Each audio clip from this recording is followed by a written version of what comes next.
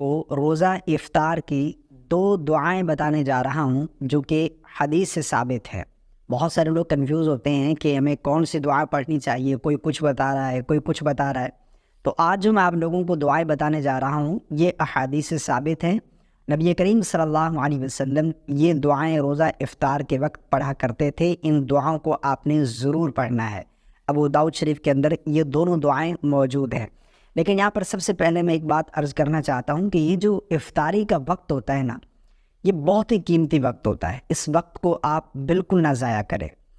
یہ جو وقت ہے نا، یہ قبولیت کا وقت ہوتا ہے۔ اس میں جو بھی دعا کی جائے وہ اللہ رب العالمین قبول فرماتا ہے۔ نبی کریم صلی اللہ علیہ وسلم نے ارشاد فرمایا کہ افطار سے پہلے روزہ دار جو دعا کرے اللہ رب العالمین اس کی دعا کو رد نہیں کرتا۔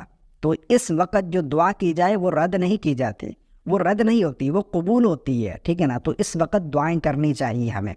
آج کل ہوتا یہ ہے کہ خواتین جو ہیں وہ کچن میں ڈشز بنانے میں مصروف ہوتی ہیں، یا پھر کچن سے دسترخوان پر ڈشز سجانے میں مصروف ہو جاتی ہیں۔ گھر کے جو مرد ہیں وہ ٹائم دیکھ رہے ہیں، ابے فلاں چیز لے کر آؤ، یار فلاں چیز لے کر آؤ۔ تو یہ جو وقت ہے نا، اس کو ذرا قیمتی سمجھیں، یہ بہت ہی قیمتی وقت ہے۔ ہونا تو یہ چاہیے کہ روزہ افطار سے کم از کم 10 منٹ پہلے تو آپ دسترخوان پر بیٹھ جائیں، اور پورے گھر والے، پوری فیملی مل کر اجتماعی دعا کریں، الگ الگ دعا کریں۔ تو یہ دعاؤں کا وقت ہے، یہ قبولیت کا وقت ہوتا ہے، اسے بالکل ضائع نہیں کرنا آپ نے۔ اور یہ دو دعائیں آپ نے ضرور پڑھنی ہے روزہ افطار کے وقت۔ وہ کون سی دعائیں ہیں؟ سب سے پہلی دعا جو نبی کریم صلی اللہ علیہ وسلم روزہ افطار سے پہلے پڑھا کرتے تھے، ابو داؤد شریف کے اندر روایت موجود ہے۔ دعا کے کلمات ہیں: اللہم لک صمت وعلی رزقک افطرت۔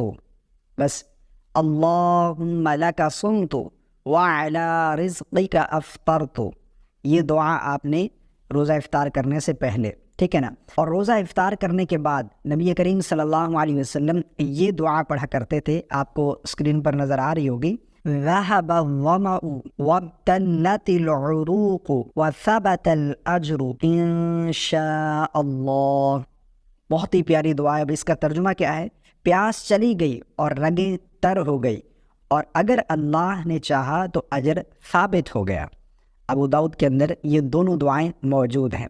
تو ایک دعا آپ نے روزہ افطار کرنے سے پہلے اور افطاری کے بعد یہ دعا پڑھنی ہے۔ یہ دونوں دعائیں پڑھنا سنت سے ثابت ہے، حدیث سے ثابت ہے۔